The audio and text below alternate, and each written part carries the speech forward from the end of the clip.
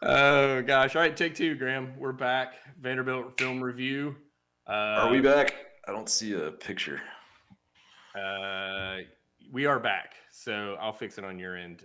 Graham, introduce us and tell us what we're doing tonight. While I fix something on your end. What's up, guys? We are Dog Sports Live. I am Graham Coffey. You can find me on the internet at Dog Out West. This is Josh Hancher. You can find him on the internet at dog_stats. Here to do our Vanderbilt review show. We got some tape cut up for you guys. Going to dive deep into the secondary, the offensive line. Obviously, the defense was dominant as usual, so we'll show you some of the highlights from that side, but it's getting to the point where we're kind of out of superlatives for those guys. And Josh has some stats for us. A lot of these stats have been kind of bellwether indicators of who's going to be a college football playoff caliber team over the past 8 years or so, ever since the CFP era began in 2014. So, Josh, what do we got here? Power 5 yards per play? This is the offensive yards per play. Georgia cracks the top 15 in this stat for the first time this season after that slow start in Clemson offensively. 7.0 yards per play. Look at Arkansas right above us at 7.1. That's a good number, man. That's the number that, we were hovering around, 5.9, 6, JT's games were over 6.0 yards per play, but that's approaching outstanding offense. And that's not even to mention our absolutely elite defense that we're putting out there right now. So, I mean, we've played some teams that we've outmatched, Alabama, Birmingham, South Carolina, and Vanderbilt. But those are the teams you got to get healthy on, and we're still not actually healthy. We're gonna, where it is that we're getting Darnell back this week, and our offensive line's still in flux. But with that, JT Daniels and possibly a subpar running attack is putting up massive numbers. So I'm pretty excited about that. If we switch over to the defensive yards per play, this is outstanding. Georgia is 3.3 yards per play allowed on defense. The next number 2, Iowa State, 3.9. That's over half a yard. I know you can do the math, guys. You're all smart. But note on there that the difference between number 2 at 3.9 and number 15, Oklahoma at 4.5 is 0.6 of a yard. And that's the difference between number 2 and number 1, Georgia. So, and of course, today or this weekend, our favorite Dawgs Sports Live stat, the net yards per play. There it is. Georgia leads FBS. I'm sorry. Power 5 and yards. Actually, healthy margin. By a healthy margin. And actually, this is Power 5 only, but Coastal Carolina is number 2. Georgia leads all college football in this stat that we like to use a lot. We're looking for 2.1, 2.3, 2.5 for the season to be elite college football playoff material, and we're well above it. So we are. Yeah, we'll be breaking in some more stats as I dig into it for maybe our midweek in Arkansas preview show. Graham, anything you want to talk about with the stats, or you want to get into the plays? No, we're good. Let's roll. Let's roll into some plays. So we'll jump in on the offense first for you guys, and then go into some defense. We got a little bit more from the O than the D tonight, just because of all the different lineups we saw on the offensive line this past Saturday. Let me know when you're ready. Yep. I got to check something here.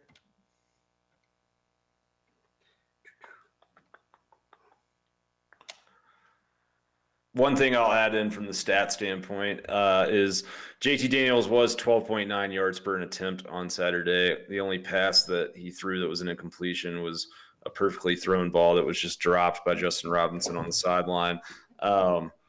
Basically, through this point in the season,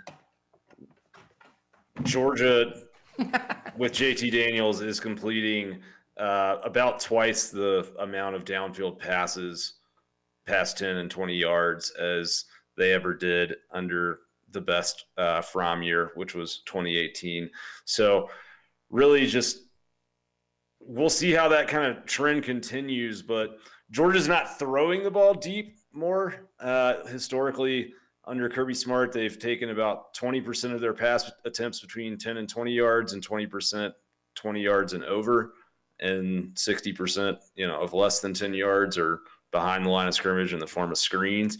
But right now, Georgia is basically completing, like Daniels is completing about 2/3 of those passes. Fromm was about, 35 to 40% completion rate on those types of passes. So, yeah. All right, keep talking. All right. What was the I'm sorry, man. This is a shit show right now. No, you're good. What was your question?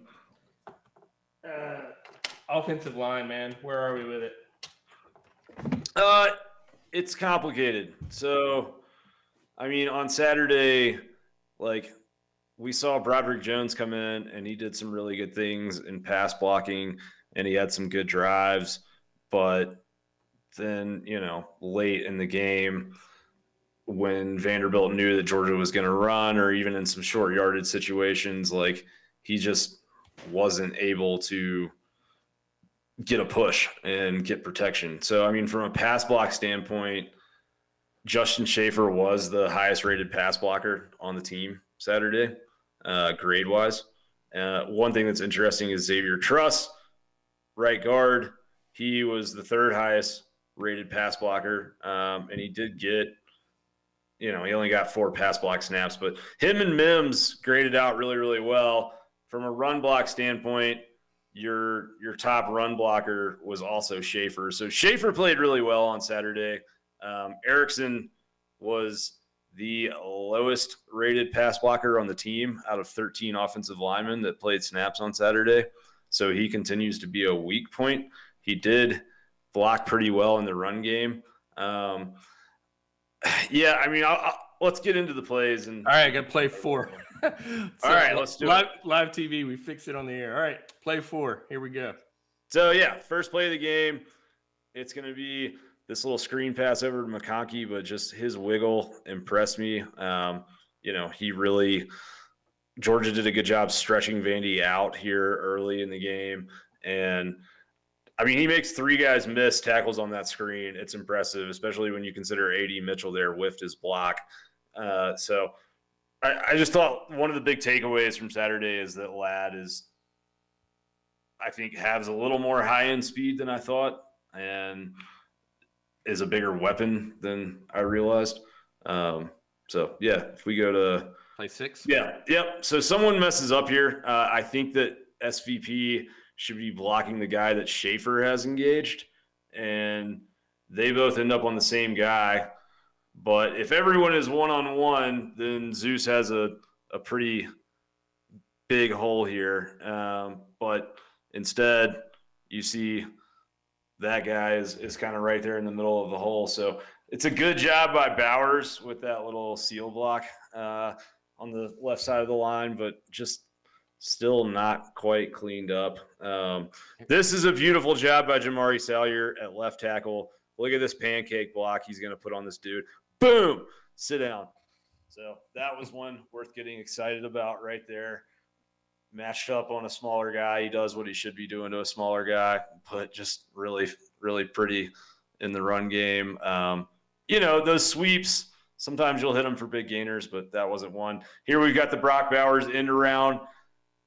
I'm running out of superlatives for Bowers, but Fitz does a really good job here with his block. Burton's does a good job on his block downfield, kind of out of the frame for a lot of it. But the thing I will say about the Bowers end around is I think that action is going to, with Monken, everything comes in layers, right? And you will probably see a time, maybe as soon as Saturday against Arkansas, where they run that kind of fake Brock Bowers end around, and a linebacker for Arkansas follows him out to the edge, and it allows Georgia to get a numbers advantage up the middle and try and gash a run in the center. So they did it with McConkey and they did it with Bowers, and I think that you'll see more stuff built off of that, even maybe a fake to Bowers, and then he goes out on a wheel route for a pass. Just keep an eye on it. 13 is next on my list. Is that right?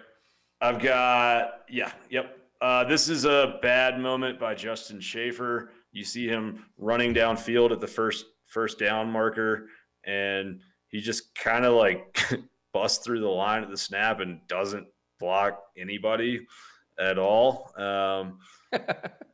Sorry. It just no, you're good. Yeah, he does. It's kind of funny. He looks a little bit lost, but like, oh yeah, this is the just having Curious Jackson back is big. Him and JT see the same things in the secondary, and these kind of like zone beater type plays are going to be big against Arkansas if they run a 3-man front again this week. So pass protection was pretty good. Yeah, good. Pass protection was great all day for the record. There was really nothing to gripe about there. I mean, especially when Stetson was in, he was sitting back there for 5, 6, 7 seconds and going through his reads twice. So this is JT's only incompletion of the game.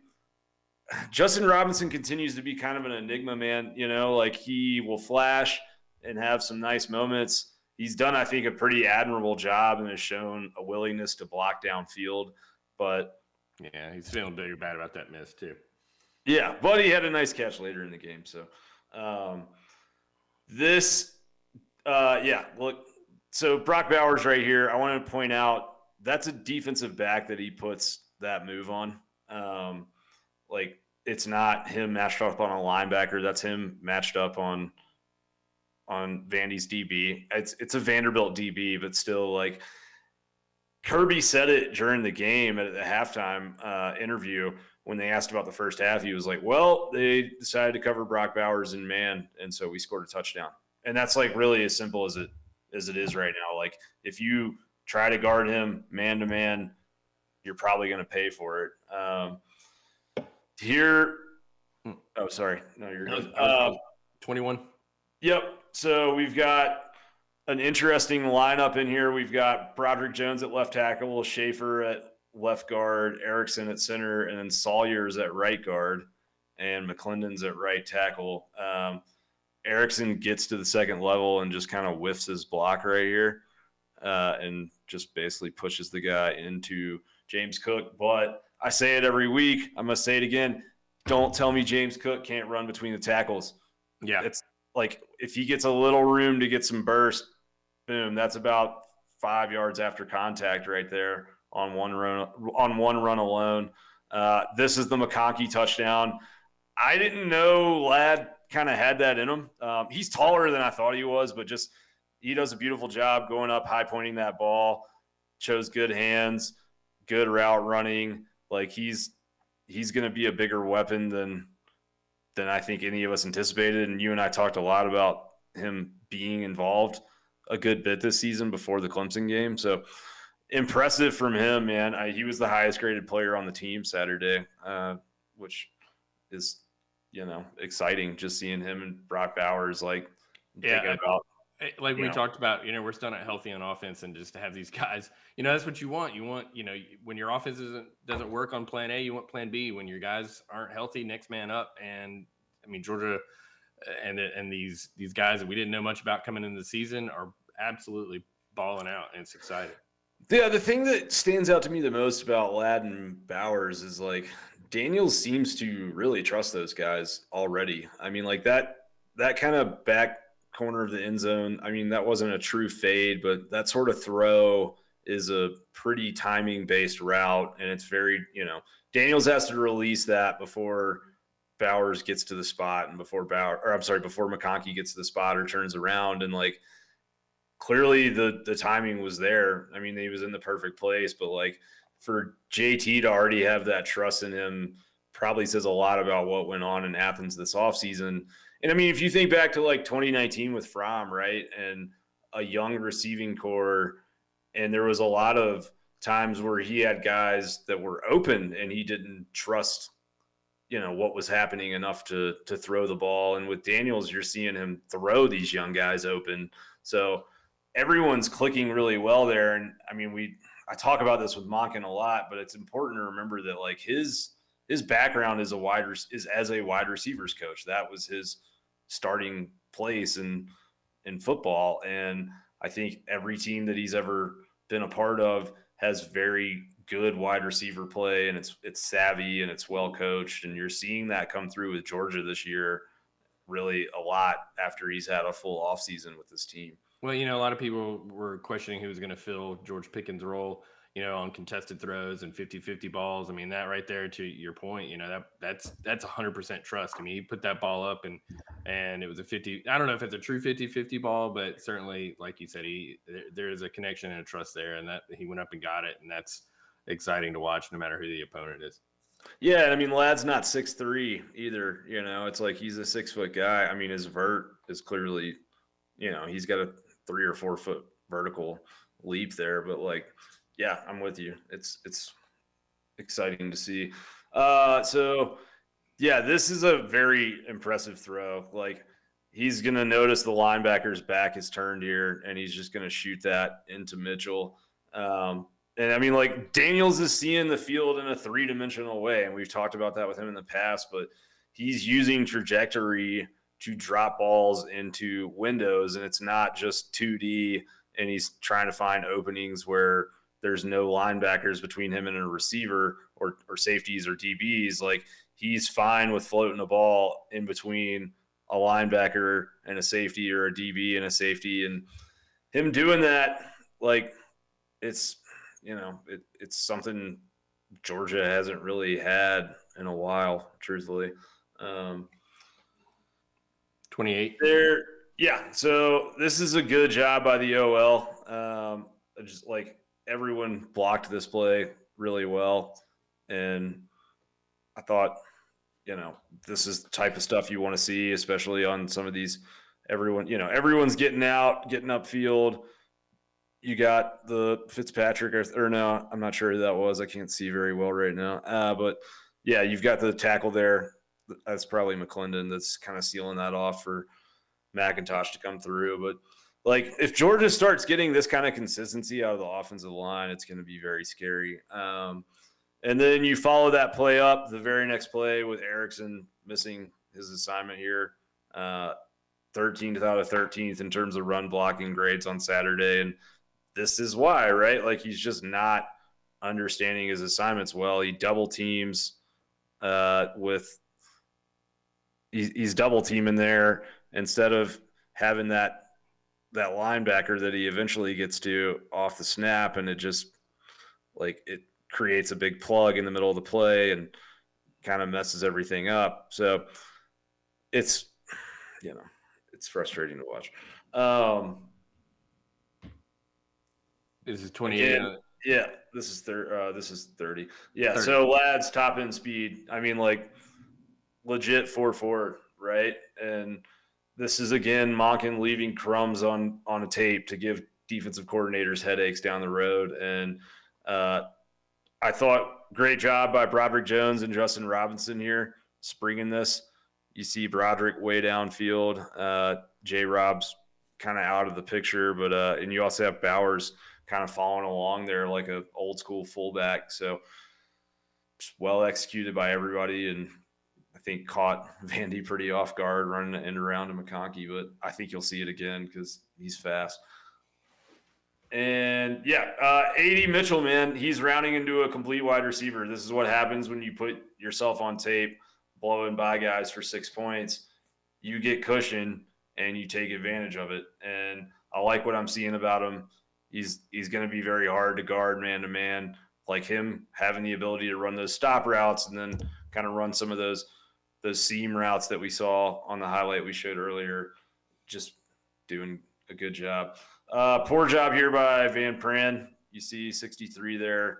Never really touches anybody at the snap. He lets that kind of, let's two guys kind of go by basically without getting into the play. And number 9 there for Vandy ends up sort of forcing that tackle for the loss. I was looking at the yards per carry, yards per attempt for the Georgia Rush game, and it was through 3 quarters it was 6.3, but much of that was on that 44-yard touchdown run from McConkey. So it we put up numbers, but yeah, there's still a lot of issues, especially when on those inside zone and those core run plays are still not there for this offense yet. Yeah. So here we've got Fitzpatrick, who we love and we've bragged on a lot, but he just – oh, wait. What clip is this? Is this 50? I need 50. 53? I'm sorry. I need 52. 52. Here you go. Yeah. All right. So, dude, really good job by Bennett here. Great route running by McConkey. Impressive recognition by Stetson, though. Like seeing number 4's got his back turned. He understands that they are in a zone, and he understands that he's got a window there to throw McConkey open and lets the play develop, throws it right in stride. It's as pretty of a play as I've ever seen him throw. I mean, it was a perfect ball in between two defenders. And so I know that Bennett had an interception on Saturday and all that, but like, man, the offense moves way better with him under center than it does Carson Beck. That's just the reality.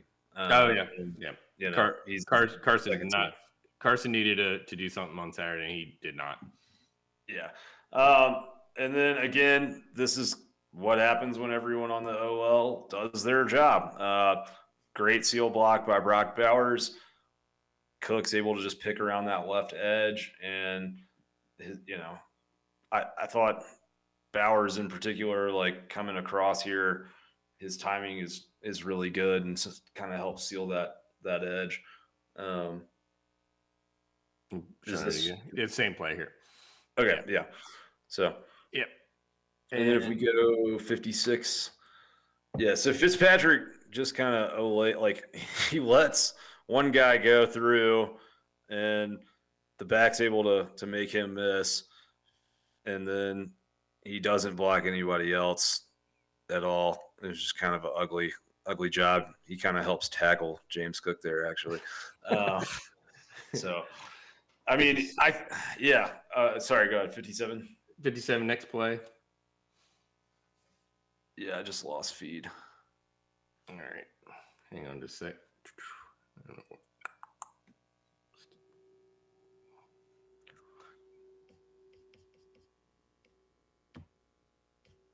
There we go. Yeah, so just a ton of time for Stetson here. I mean, like, he's sitting back there all day. He gets to go through his reads twice. And this is also happening with an O-line that doesn't have Sawyer on the field at the moment here. This is kind of a different rotation. So good job by some of the younger, newer guys, some of guys that are maybe out of their natural positions. And you see Erickson doing a good job. You see Jones doing a good job. Like, that's, what you want. I love the DT heavy package on the goal line, but if you're going to do it, it's got to work. And Jalen Carter and Jordan Davis both missed their blocks here, and Fitz got blown up too. And what I kind of took out of this and a lot of things that happened on Saturday is that Georgia needs Darnell back.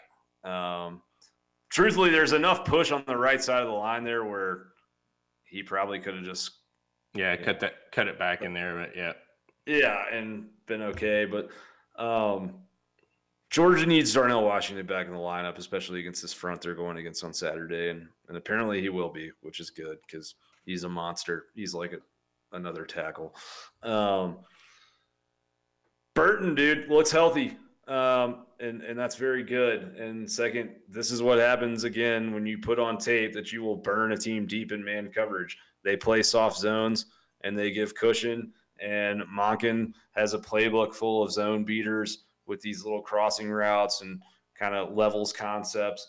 And the good thing is that Georgia has these plays on hand because Arkansas is probably going to try and rush 3 and drop 8 a lot on Saturday. And I think, that's what they did that confused the hell out of Georgia last year in the first half. So I think Georgia will be well prepared for that. Nice throw by Stetson here. Just more importantly, though, again, maybe Brock Bowers for Heisman, right? SEC freshman of the week, but yeah. Yeah, well, I think, he's already got, 6 touchdowns this year. I mean, the thing that's scary to think about is, like, him and Darnell together. Yeah. I'm going to say Aaron Hernandez and Rob Gronkowski, dude. That's the comp. It's legit. I mean, it really the comp. is. Yeah. These baby Gronk. I was going to say these plays are all short because literally the SEC broadcast stopped showing replays. It was normally we have different angles and stuff. They were just cutting to sidelines the whole time. So sorry we don't have a reverse angles on there. Here's 50. Here's clip 80, by the way. Cool. As we So we got Mims at right tackle, Xavier Truss at right guard. And once they came in, honestly, this drive, Georgia probably got some of their best holes and best push of the entire day. And I really liked what those two did together. Truss as a guard, I like a lot better as a tackle. He's just not quite quick enough to be a tackle in the SEC. But here again, you see those guys opening a big old hole for McIntosh. Play before it was Cook. So, yeah, man. And then here we've got Jones and Erickson with the double team, and they just kind of climb the ladder together, double team that guy, and then Jones picks off the linebacker at the second level. I thought that was nice. You see Broderick's pump there. He knows he just manhandled two dudes. So touchdown, 6 for 6. And then here is this 89? Yep. Yeah, this is the bad with Broderick. He just didn't look very good. Kind of once Vandy knew Georgia was going to run basically every down. There he just lets that guy totally, come across his face at the snap. You can't ever have that happen on the offensive line. So, and then some Dejan Edwards, man. Georgia's got a lot of talented backs, and we know that, and we talk about it all the time. But Edwards is seeing the holes better than some of the guys that are getting carries ahead of him right now. He just is, and he's always done a good job after contact and turning his legs. But like, truth be told, if we're just evaluating off game tape, like he's working behind kind of the second team offensive line, still going against first team defense, and he's making things happen. He's got good vision. He gets upfield quick, and he's not some of Georgia's backs kind of are always looking to bounce it outside, which is great when it's there, but sometimes the hole is inside and you just got to take your 5 or 6 yards. And I think some of these guys, they're pressing because they're in this rotation and they don't really get a ton of carries. And when they get a chance to get carries, they want to make something happen. And so they're trying to hit home runs instead of singles.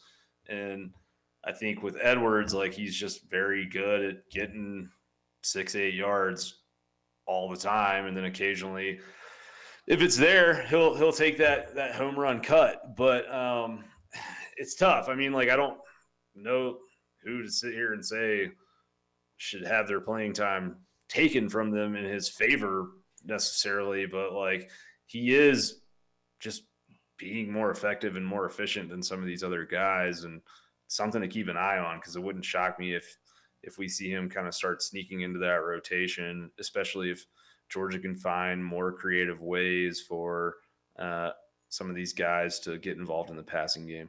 That's a great little nugget you pulled out of there at the end of that game. So, just remember where you heard it if Dejan's playing a little more this week or against Kentucky. And if he's not, totally ignore I said that. Yeah, exactly. We're 28 minutes in. I know the metrics. Most of you guys are bailed by now. All right. Well, defense time. Defense time. We only have like 15 defensive plays, so bear with us, guys. All right. So Nolan Smith is coming into his own, man. Here you see him just push off this right tackle. And this is why he's playing on the edge all 3 downs, right? The ability to stuff the run is impressive. He's strong. We've seen him bull rush tackles into quarterbacks' laps this year on 3-man rushes. Here he just pushes 70 off and makes that tackle for a loss. If we go to clip 3, we've got Jalen Carter. And I said last week that he had made the leap, and he made me look smart on Saturday. This is nasty, dude. Just shucks that guy off and then form tackles that running back. Clean play, good play. Here we've got – Sorry, I'm playing 3. Oh, you're good. I just want to watch it one more time. No, you're fine. Clip 11, we've got Ringo in coverage here, and he knows he has help over the top, and he uses that help, and he's if this ball is on target, it is a pick. But just he plays this perfectly, perfect position. Great job by him. 20 next, right? Yep. It's the official ambassador of Dog Sports Live, Christopher Smith II, coming in on the tip ball. Good hands, making plays, getting downfield. I feel like we were on the Christopher Smith train before anybody. Even like going into the Peach Bowl last year, I was like, this kid is solid, and he's great in coverage, and he's making plays. And it's really exciting to see him, get turnovers and kind of start getting the recognition that I think he deserved last year. He had a lot of targets. He had a lot of targets. He had a lot of playing time and played just as well last year as he's playing this year, picking up where he left off. And 100%. Happy for him and happy for the Dogs. Yeah, and then Robert Beal here does a good job against the run. We've seen him do some good in pass rush this year so far. But, he's become a player, man. And honestly, he's a guy that was in the program so long without ever kind of really getting any meaningful snaps that I think a lot of people sort of thought he was just going to kind of, fade out into the sunset after this year, or be a special teams kind of guy. And he's a legitimate second option on that edge. And I think is warranting more playing time every week. Here we see, so this is Beal again, and he actually does a really good job getting his hands up and preventing that pass from being thrown. But, Walther kind of loses contain on the right edge there, number 90. I just think when the backup quarterback came in the game, his speed surprised Georgia a little bit. And it's a good lesson for the Arkansas game. I thought that, Georgia kind of got a favor done for him. This is good recognition by Christopher. Again, just really impressive. You see him run down right at the snap. He sees that little tunnel route, kind of that little screen route from the wide receiver, and knows what's about to happen. And he's right there when the ball gets delivered. And then again, we're going to have kind of an overplay. Adam Anderson and Nakobe both sort of overplay this to the outside, and they leave that crease up the middle. And I think the good news here is that Georgia got some reps against an athletic quarterback before going against Arkansas, because they're going to see this on Saturday a lot. And they adjusted pretty quickly in game after these couple runs by him. The first drive or two he was in, they really shut that stuff down. So maybe a big kind of positive, honestly, going into the Arkansas game. And then Brittany and Walker just play this perfectly, man. Honestly, every play in this game, there's somebody on Georgia's defense doing something good, but I continue to be impressed with Brittany's recognition. He's just a very cerebral, heady player, sees things quickly, and then Quay Walker just is fast, man, and he moves. You cannot run a quarterback draw when Trevon Walker and Nolan Smith shoot straight into the middle of the line, and they did that here. Thought it was a really good job by Walker in particular. Kind of comes around on that stunt and is right there to make a play. Not sure if it was a called stunt or he just read the play and did a good job, but it was impressive either way. And then again, Georgia just runs so well. So that's a DN, 280 pounds, and he's running like a 4.5 or so and keeping the quarterback from getting around that corner and really heading upfield, and stretches that play out. So I just think that, again, this is kind of preview for the Arkansas preview. Like, that's going to matter on Saturday, the ability for those ends and edge guys to get in there. And then Jalen Carter again, watch him shoot this gap at the snap right here. He's lined up 88 D tackle on he's the bottom side D tackle, and he's just going to pop right in there.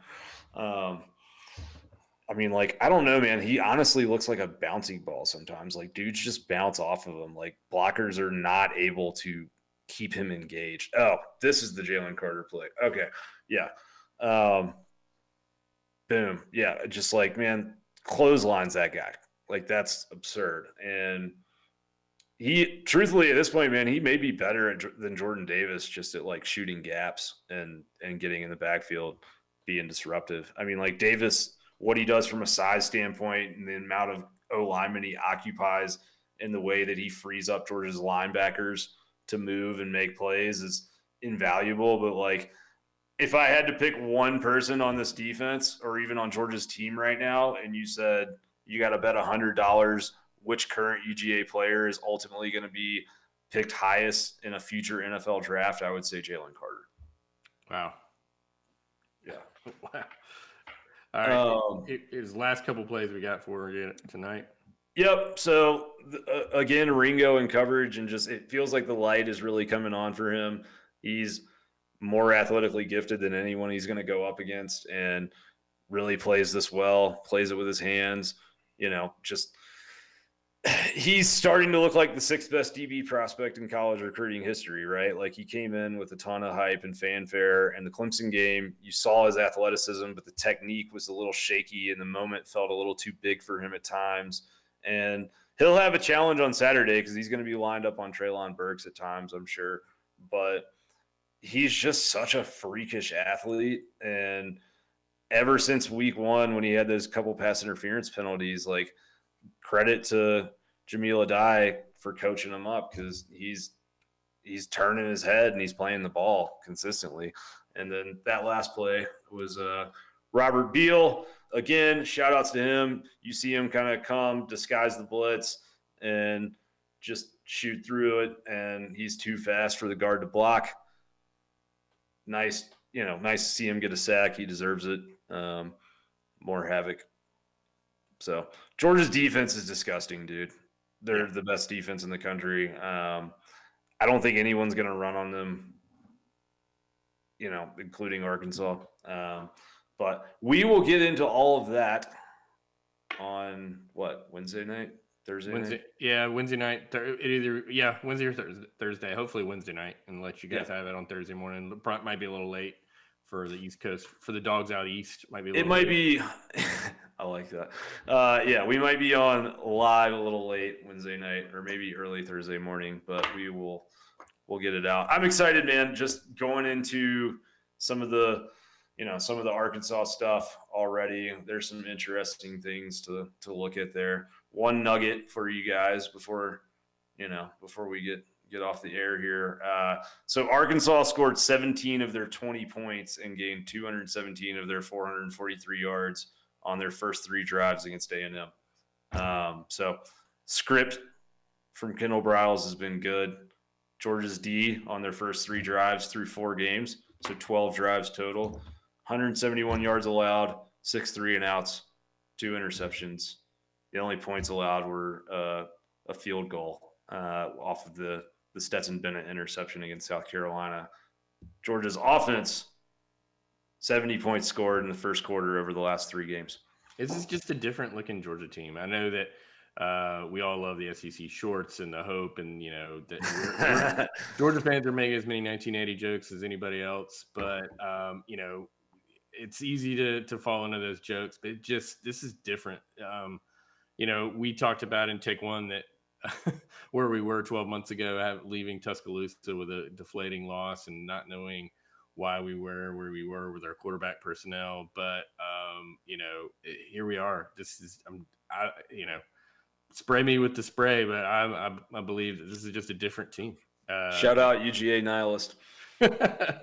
And it's a lot of fun. We're like last year, like I said, we were coming off that defeat, didn't know what was going to happen. And now we talked about it all off season when JT came in, and it's being realized, and we're just getting better and getting healthier with Tyke Smith coming in and Darnell coming in. It's like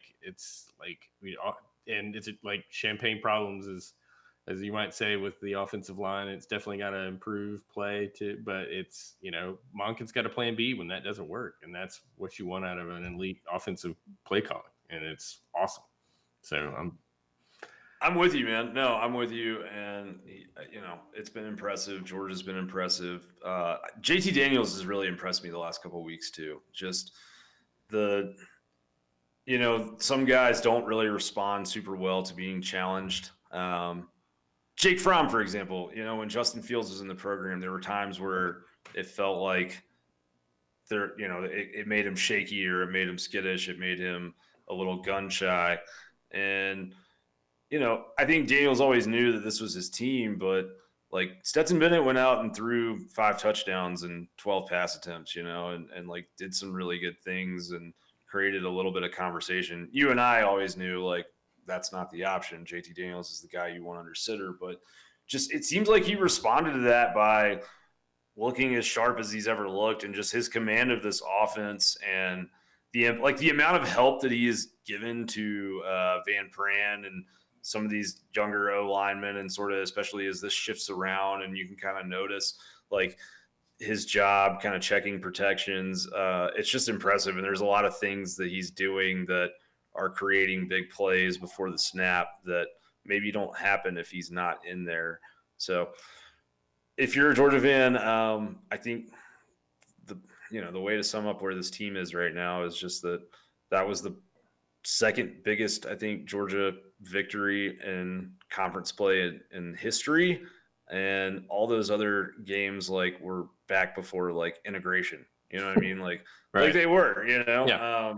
I think Richard Johnson said that on his show. But it's true. We're not talking about modern era of college football, right? 62-0. That was the most kind 62-0 game I've ever seen in my life. If Georgia wanted to lay 100, they could have laid 100 easily. It was effortless. This is what it looked like to me. It was absolutely effortless. I'm real happy that Sam Pittman in Arkansas is definitely in a lot of Georgia fans' heart thought of very fondly. I'm excited to have a great home game for all the season ticket holders. That at the beginning of the season the home schedule didn't look so great, and now it's looking really, really good. Kentucky's putting up numbers, but they did not look great in South Carolina on Saturday night. I don't even know who they're playing this week. Honestly, I've lost track. Just been bearing down on Georgia stuff, but there's a good chance that team's going to be undefeated as well when they come into Athens. And we got to go to Jordan Hare. Well, they play Florida on Saturday. So. There's a good chance they'll be in it. No, I'm just kidding. He's Dog Out West on Twitter. No, that'll be that's going to be a great game too. And it will be a good game. Yeah, the SEC East is looking pretty damn strong after everyone just says it was Georgia and everybody else.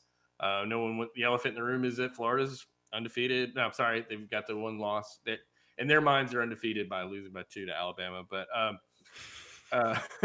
but they're good, and they're putting up numbers, and so it's gonna be exciting month of football, and we're here for it, and we're gonna be breaking down some plays. We're gonna have some Arkansas versus Texas, some Arkansas versus A&M plays for you, so you'll be ready to see what they're gonna throw at us. And before we go, updated national championship odds per Bet Online AG. Alabama 7-4 odds. Georgia 7-4, Oklahoma 12-1, Ohio State 14-1, Oregon 14-1, Penn State 25-1, Notre Dame 33-1, Iowa 40-1, Michigan 40-1, Ole Miss 40-1, and Florida 40-1. Cincinnati and Texas are both at 50-1. Arkansas 70-1. Arkansas is 70-1. Yeah. So, Texas plays in a really crappy league, and truthfully, the way they look right now, it's possible the way that Oklahoma looks that Texas could run the table on the way out in the Big 12. Please let Georgia play Texas in the first round of the college football playoff. Or Iowa for that matter. You didn't mention North Carolina though. Well, yeah, that didn't go well. Hey, congratulations to Georgia Tech in somewhat of a tongue-in-cheek manner, but also congratulations to Georgia Tech. I mean, that was a big win for them. Georgia Tech is a rival, but there's some good Tech folks out there, and they've watched a lot of really bad football over the last few years, even losing to Northern Illinois early this season. So that was a ranked win for them. We've been on the air 45 minutes. I don't know who's still with us, but dirty little secret is my oldest son's a Tech fan. So he was pretty, he was pretty stoked. So at any rate, poor, like, does he like watch every game? Like, does he like? He's 16, so how he watches it, he's either is on his phone, on his computer, or is on his TV watching probably 3 different things and tweeting about Trae Young. So he's a little distracted, but he was fired up on Saturdays for sure. I bet he was. Good for him, man. Yeah. Quick update: your boy Dog Out West is went 10-4 against the spread this week. I am now 28-18-1 on the season. We are bringing Vegas to its knees, baby. That's with some money line wins on there too, right? That is, yeah. So we hit on Syracuse plus 210 on the money line. Versus Liberty, we also bet Syracuse plus 6. We also hit on the Arkansas money line at plus 186 and Arkansas plus 5.5. So if you believe it, go for it. That's kind of my thing. Like, yeah, I don't think we probably won't have enough time to dig into all the picks this week with the Arkansas game coming up, but we will definitely put those either in our show or on Twitter. I'll be out with my adjusted yards per play metric, which that went 8-5 versus the spread last week, and had Syracuse and Arkansas winning. My picks on the show went 1-4. Full disclosure, not great, but we all have those weeks. Yeah, but at any rate, North Carolina hurt. There was a lot of people on that, and like we just said, Tech got a big upset. Mr. Christopher Smith, I know you're not listening, but check your mail. And if you would like to get some mail that we sent to Christopher Smith, check it out, dogstats.com. I've got bumper stickers, I got Christmas stickers, I got FTMF hats. We've got a little swag for you, and we'd love to get it in your hands. So check that out. And please read our stuff on dogsports.com. There's Graham and I are both putting stuff out, and there's a lot of great content out there from Glimmer Twin and from Making Dogs. So please check that out, and follow us on Twitter. And please drop some podcast reviews in there. Maybe we'll send some swag to a really good review. The numbers are doing well, but we'd like to get some reviews so that maybe some more people can find it. Yeah, totally. And thank you guys for all the wonderful comments. This is a great couple of weeks, and people getting into our stuff and have complimented Graham and a lot of the stuff you're bringing out there. So we really Josh. We really appreciate it, and it's been a lot of fun. And we're getting into the season is peaking right in front of our eyes. So I'm jacked up and ready to do it. So hey, did you notice that we haven't really heard from the Texas A&M fans since Saturday? Yeah, Tiger Net numbers are down. Aggie Land numbers are down. So we need to fill in some of those lost eyeballs and clicks. One thing before we go, just because we do love Schadenfreude, if you're a Georgia fan, and I know a lot of us spent like months leading up to the Clemson game, kind of dealing with a lot of Clemson fans and some hubris, maybe to put it kindly, from their side. Go and watch the press conference from Dabo Swinney on Saturday night. Not because like he has a blow up or anything like that, but like I have rarely, if ever, seen a football coach that looked that lost and just defeated. And that's because he knows he just lost a couple of his best players for a while, one for the season in Brazil, but also like there is not an answer that's going to fix what's happening with them right now. Josh Pate was talking about this on his show today, and he's right. Like, there's just nothing they can really do to fix what's happening there. And if you look at the one thing I'll give Georgia credit for is Georgia has become a program that recruits nationally and has brought in guys like Kendall Milton and Brock Bowers, and Jermaine Burton was out in California, but he's really from Georgia. But like Georgia's brought guys in from all over the country, and Kirby Smart has been able to kind of maintain that culture of what can I do for UGA, and just that kind of hardcore lunch pail sort of mentality is showing through across the board, and that can be hard to do. And Clemson, I think, has sort of gone through that national recruiting, and it's maybe not the same as when they had some of these guys from South Carolina that, were diehard Clemson fans from birth and stuff. So it's just interesting to watch, but credit to Smart for being able to sort of maintain his culture while still broadening his recruiting footprint. It's an awesome point, and we're having a special season, so I'm can't wait for Saturday. And I didn't mean to steal a line from another podcast. No, you're good. Yeah. All right. Well, so guys, join us here on late Wednesday night or early Thursday morning, and we'll tell you exactly what's going to happen on Saturday. And this is been Dog Sports Live. Josh already told you all the things to do, but please go subscribe somewhere, whether it's YouTube or podcast or whatever. And he is Josh Hancher. You can find him on Twitter at @dog_stats. If you're not following him, you're missing the best analytics follow in all of the UGA football internet community. So get on it. We'll see you guys in about 48 hours. All right. Go Dogs. Go Dogs.